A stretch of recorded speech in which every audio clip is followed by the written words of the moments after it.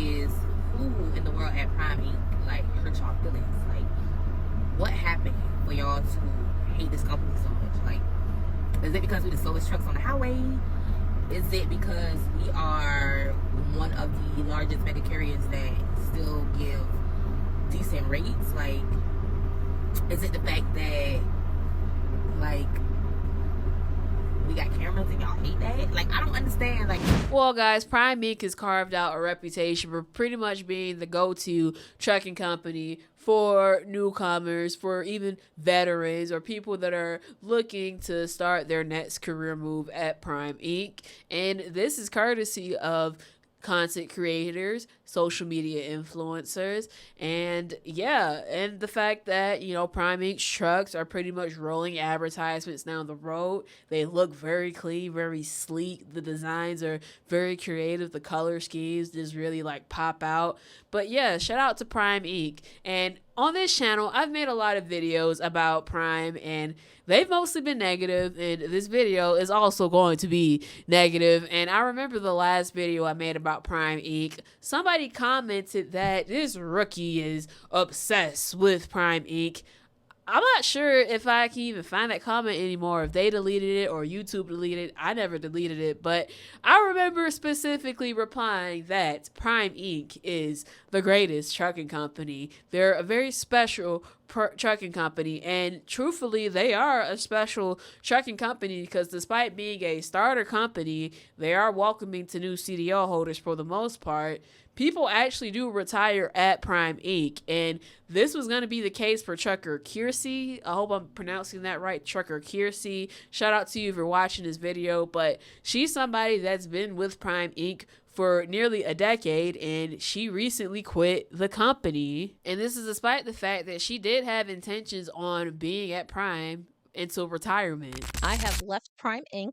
I turned in my truck today. It's been almost 10 years. I had originally intended on staying at Prime my entire trucking career. I moved to Springfield a few years ago with the intent to go in-house, and that's just not in the cards for me anymore. Prime sort of put me in a little bit of a position where I could help people, and I love that. It was awesome. I could help people. I could help students. I could help drivers that were new.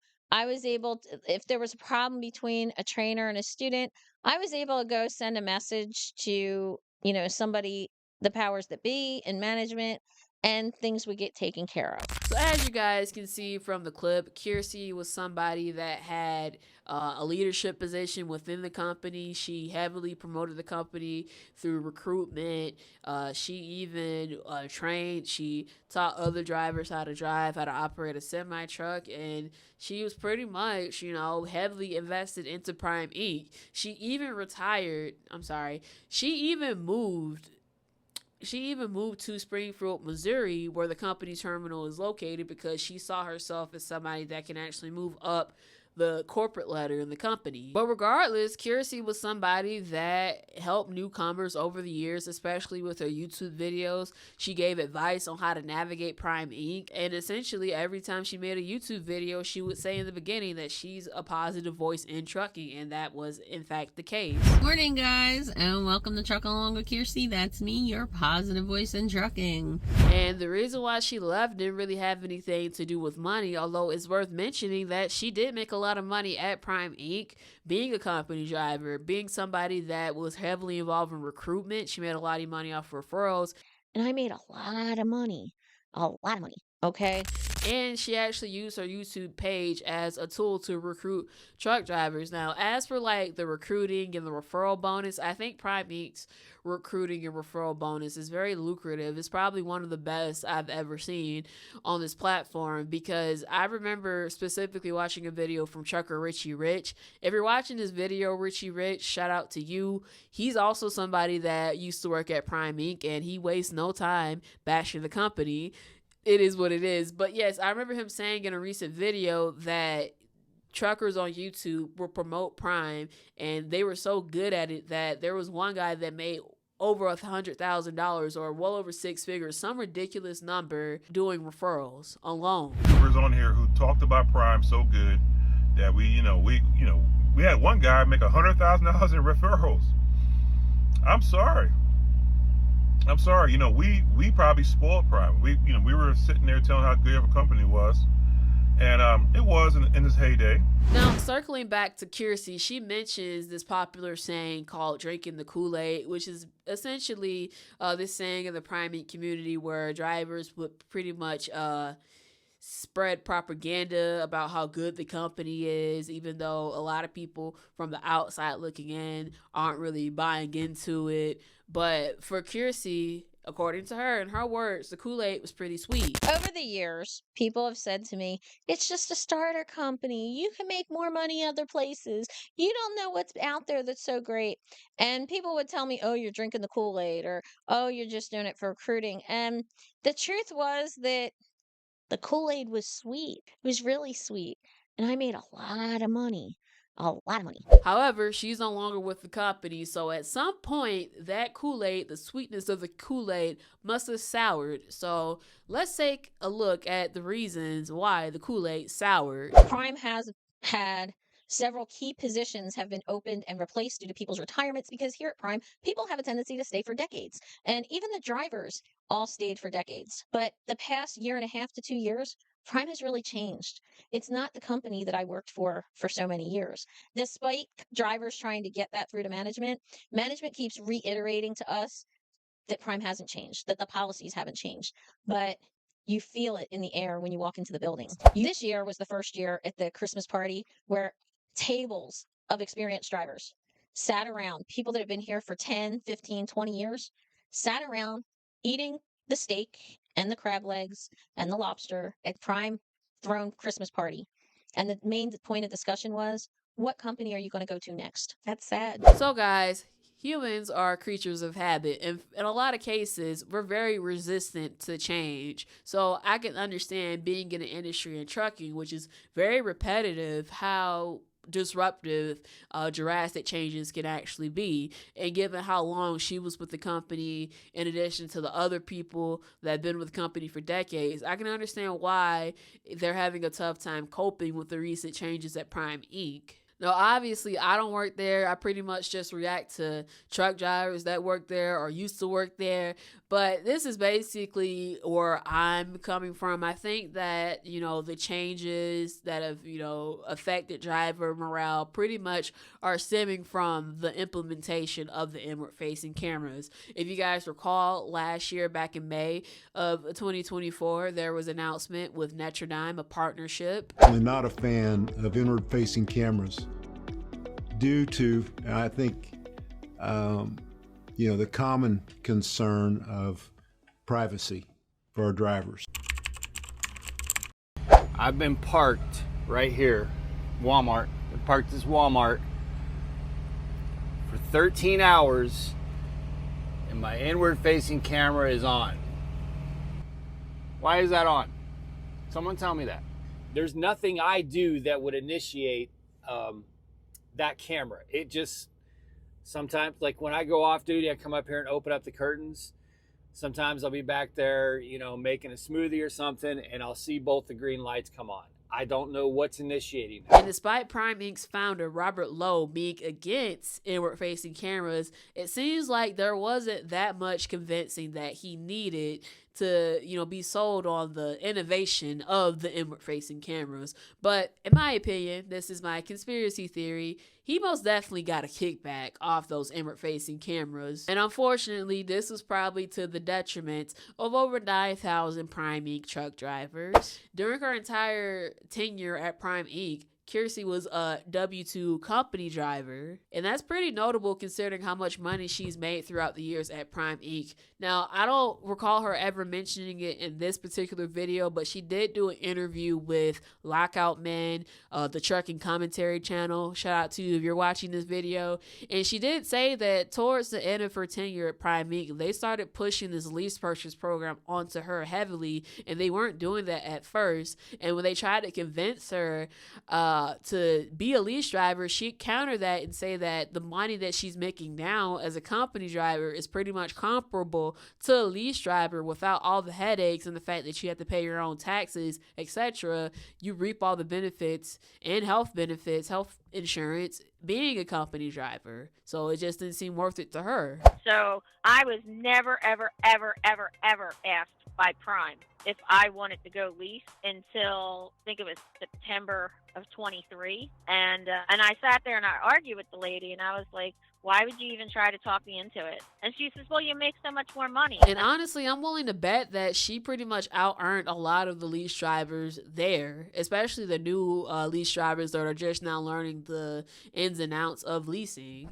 And mind you, she's somebody that has recruited heavily, and in her words, she made a lot of money off referrals. And then I also played the clip with Trucker Richie Rich mentioning how the drivers there, they make a killing off referrals. One driver making obscene amount of money just off referrals. But yes, despite her being a very, very high-earning company driver at Prime Inc., she felt that her voice was undervalued. She didn't feel welcome at the company anymore. And to be honest with you, I understand how you feel. I understand why you would say something like that. But I also feel like Prime Inc. doesn't care about the lease drivers either.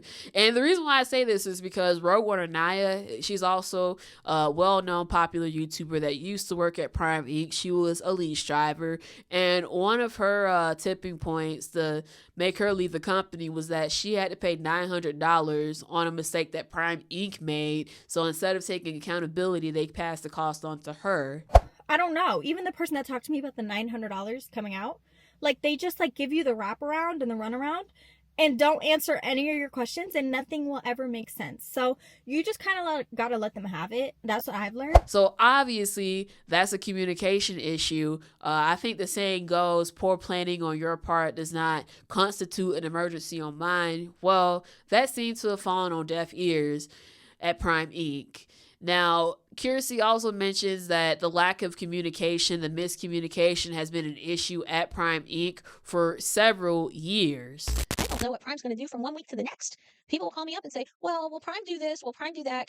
I don't know. Last summer, somebody was about to upgrade flatbed, and he was told he couldn't upgrade to go solo. He had to go teaming, and he wasn't told that before he came in. And when he told that to me, I went and found out from the flatbed fleet managers at the time that they were going to enforce teaming after a certain date, but it wasn't communicated properly. So students were like about to upgrade and they were all up in arms. They didn't know what was true and what wasn't. Then a fleet manager will put out a message that says, hey, everybody has to team because we don't have any trucks. And you're going to, and then a couple weeks later, it's, oh no, that wasn't the case. That was only for a couple weeks. Well, then say that. It's just really lousy communication that really could have been taken care of really easily. Now, I wonder what the solution to this could be. If people are retiring at Prime Inc. and the new leadership is very incompetent and very ineffective, then what? Because there seems to be no sense of urgency to fix driver relations. Drivers are leaving, and then meanwhile you have drivers that come on YouTube and then they spill all sorts of hot, juicy tea on the company. I'll get into this more in the live, but I've been hearing some really disturbing crap about service failures, especially at Walmart from Prime drivers.